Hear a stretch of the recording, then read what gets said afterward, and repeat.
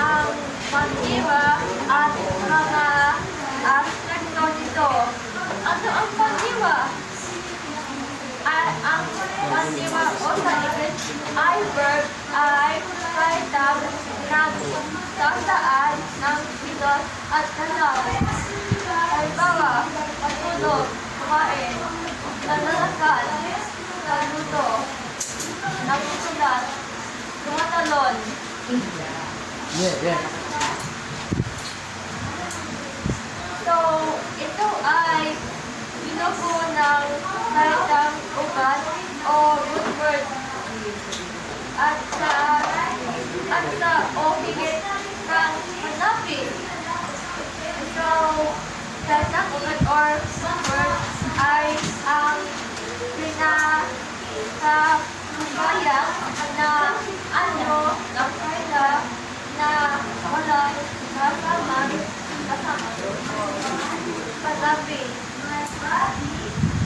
Ito ay ang pinag-ulat o ugat ng salita. Halimbawa, tulog, bilis, lupo, sayaw, sulat, talon, kain,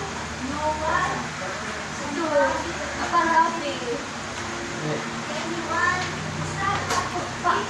Paglabi ay naman ay mga pagtulong na salita o mga bahagi ng salita na itinutong sa salitang ugat upang makabuo ng bagong kahulugan. So, ang unapi ay maaaring nasa unahan, gitna, o hulihan ng salitang ugat. Ito, ano na, apat, unapi. First, unapi ay itinutong sa unahan ng salitang ugat. So, halimbawa, ay tulog, nagiging matulog, lalakad. Second, gitnapi, itinutong sa gitna ng salitang ugat. Halimbawa, at bili ay magiging bumili. In the sulat, magiging sinulat. Third, unapi ay itinurugtog sa hulihan ng salitang ugat. Halimbawa, tulog at an ay magiging tulugan. Biling na sisukhin equals bilihin. Fourth, kahabilan. Ipinagit sa unahan or first at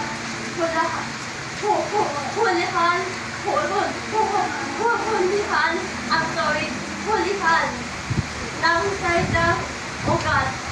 Halimbawa, mag at plus ulat plus an at sultan. Pag plus sanin plus an equals to pag-aliman. Ang mga pagdiwa ay sinamot na paglaping pagkadiwa. Like in, na, in, kan, an, at iba pa. So, malapit na nakabuo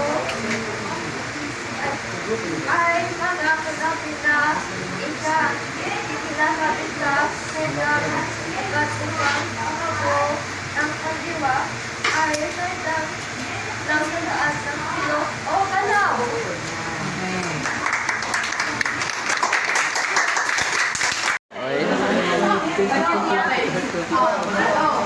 Okay. Ano naman ang aspekto? Ang aspekto naman ng pandiwa ay nasasaan kung kailan naganap o mangaganap ang isang idol. Isang-isip, matukoy sa panahon kung kailan nangyari ang kilot. Mga aspekto ng pandiwas. First, ang aspekto naganap na o perfectibo ay nagsasaan ito ng kilot ay tapos na or done o nagawa na. Ang galing, done. Ginagamitan ng panlaping nag-in and na. For halimbawa, first, uminom ako ng tubig kanina. So, is used. And second, nagluto